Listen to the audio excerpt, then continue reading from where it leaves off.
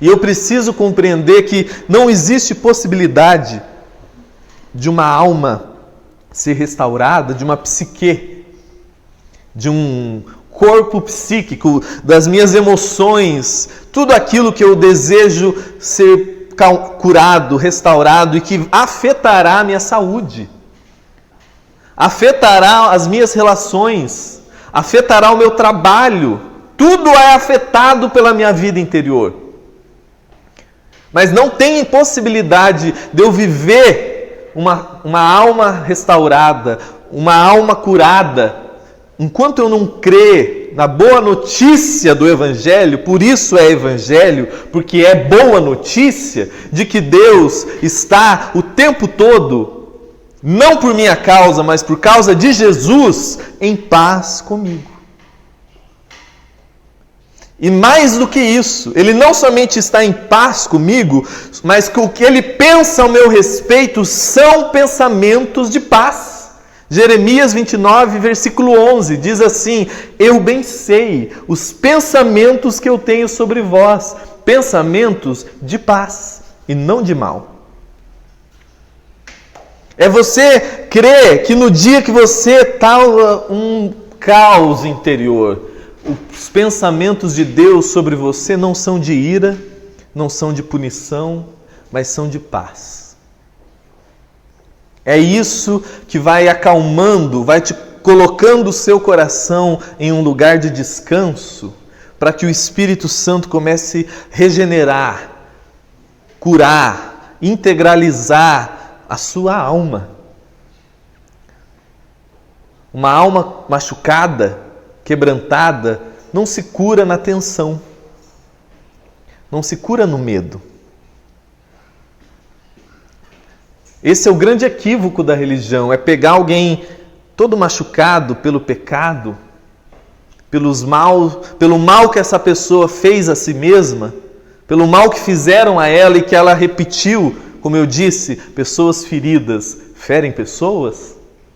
É imaginar que se eu colocar um bando de lei e de punição e colocar na equação o diabo, o inferno, as trevas, maldição, eu vou fazer algum bem para a mente dessa pessoa, para a alma dessa pessoa. E não, eu só gero um pavor interior que ela pode até corrigir algumas coisinhas, mas dentro dela nunca descansa.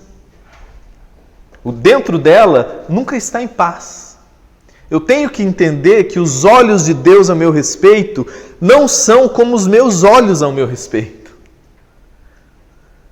Como Deus me enxerga e como Deus enxerga a cada um de nós não tem nada a ver com a gente. A gente enxerga de maneira muito rasa.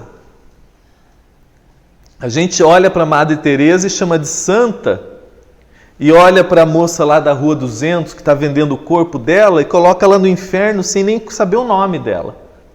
Porque a gente enxerga de maneira rasa. Eu gosto de um texto, e ele se repete algumas vezes nos evangelhos, quando Jesus, diante da multidão, ele não estava diante de uma igreja evangélica, católica, budista, não, ele estava diante de multidão. Diante de uma multidão, ali tinha gente adúltera, ali tinha gente ladrão, ali tinha assassino, era uma multidão que não sabia nada de nada, não tinha religião, era uma multidão. Os nossos olhos, o olho da religião, o olho da moral, olha ali e fala ali ó, o grupinho das prostitutas, o grupinho dos corruptos, o grupinho dos mentirosos, o grupinho dos... E a gente julga nesse pressuposto, da cara para fora. Os olhos da graça, que Cristo é a graça de Deus encarnado, o texto diz assim, que Jesus olhou a multidão e teve compaixão. Compaixão é isso, é um amor visceral, apaixonado. E ele diz assim, porque ele viu aquela multidão toda machucada, fala como ovelhas sem pastor.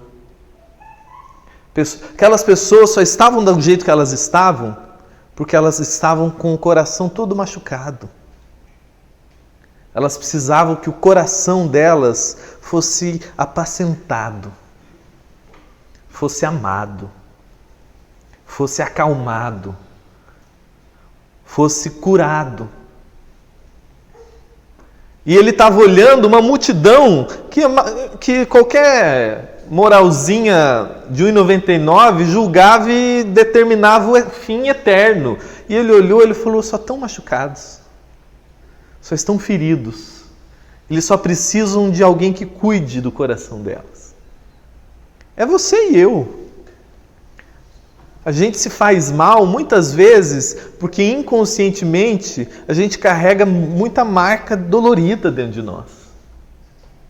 A gente faz mal para o outro porque a gente, querendo se punir, a gente acaba punindo o outro. E a gente ferido vai acabar ferindo os outros. E a gente só vai relaxando, se acalmando interiormente quando a gente crê que do início ao fim, nos meus bons e nos meus piores dias, por causa do sangue de Jesus sobre mim, por causa da graça de Deus derramada sobre mim, Deus está sempre em paz comigo, nunca irado, nunca querendo me punir. E você precisa lembrar disso o tempo todo. Deus está em paz comigo. Deus está em paz comigo, nunca em guerra contra mim. Porque as suas guerras interiores, elas passam por aí. De que os seus erros, as suas falhas, os seus pecados, eles merecem punição, eles merecem juízo, eles merecem condenação. E daí, como você não consegue lidar com isso, você acaba se fazendo mal. E quanto mais condenado, angustiado, aflito você fica, pior você se faz e pior você faz contra o outro. Aí você vira um bando de gente machucada machucando o outro. E é só quando o seu coração vai se acalmando nessa boa nova, porque é uma boa nova. Isso é evangelho. O evangelho é isso, é a boa notícia de que Deus está em paz comigo. Deus, e isso tudo, conforme diz Paulo em 2 Coríntios 5, tudo isso provém de Deus para conosco, é unilateral, isso é graça. Provém de Deus para conosco, que se reconciliou comigo, por causa de Jesus, não levando em conta os meus pecados.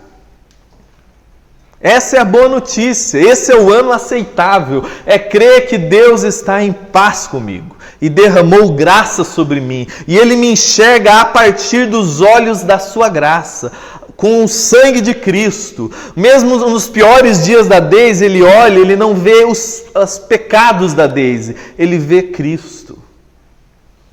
Ele está em paz.